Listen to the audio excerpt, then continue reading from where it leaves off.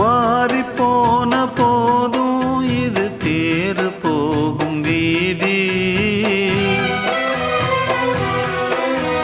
வாரி வாரி தூற்றும் இனி யாரு உனக்கு நாதி. பாசம் வைத்ததாலே நீ பயிரை காத்த வேலி. பயிரை காத்த போதும் வீண் பழியை சுமந்த நீதி.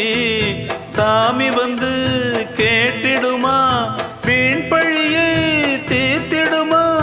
விண்ணுக்கும் மண்ணுக்கும் சம்பந்தம் உண்டுன்னு சொன்னது யாரு?